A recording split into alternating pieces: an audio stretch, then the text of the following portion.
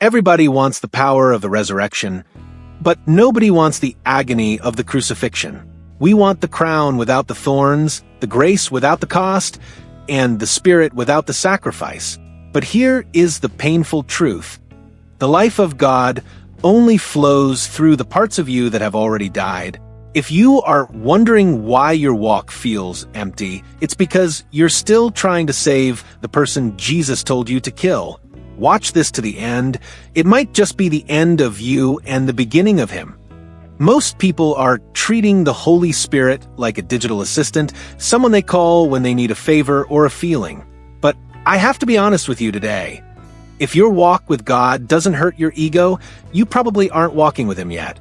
We've turned carrying your cross into a metaphor for having a bad day. But Jesus wasn't talking about a minor inconvenience. He was talking about a condition of discipleship. If you felt like God has been silent, it might be because you're trying to negotiate with a spirit who only speaks to the surrendered.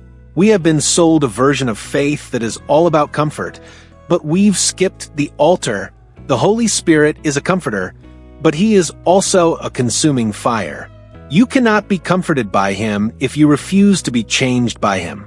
Carrying your cross daily means waking up and realizing that the version of you that wants to be right all the time has to stay on that wood. The Spirit doesn't whisper to the version of you seeking the world's applause. He speaks to the part of you willing to be known by God alone. 1. The Gethsemane frequency. The first way to hear the Spirit is to enter the place of surrender. This isn't about shouting, it's about the quiet struggle over your own will. In the Garden of Gethsemane, Jesus modeled this by praying, "Not as I will, but as you will."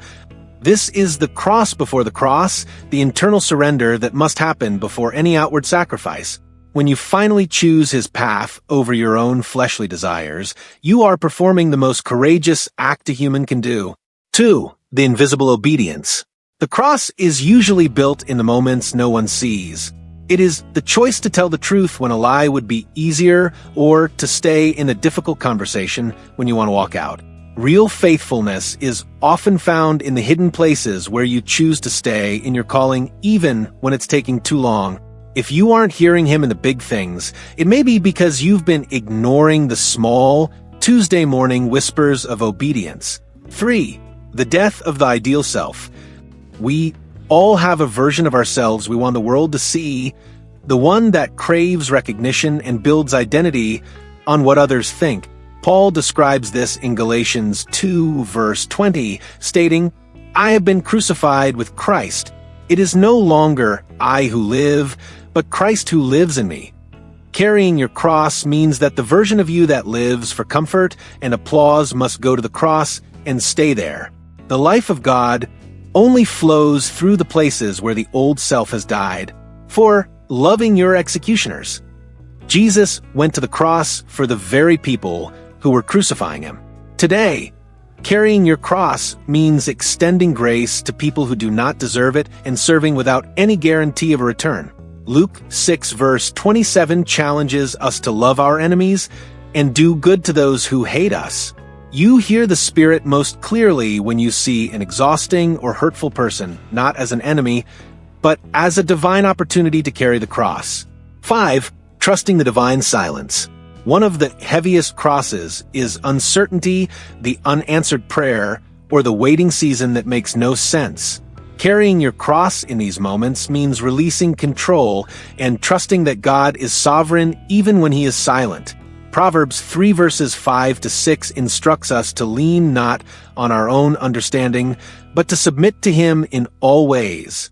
Every time you lay down the need to understand everything and simply trust, you are carrying it.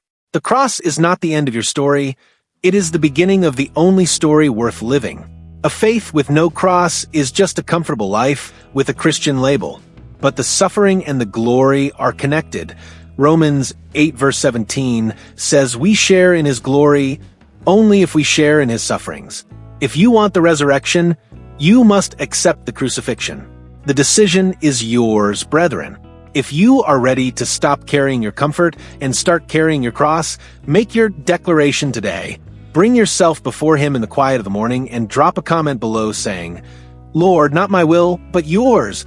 Today, I choose to follow you and carry my cross daily.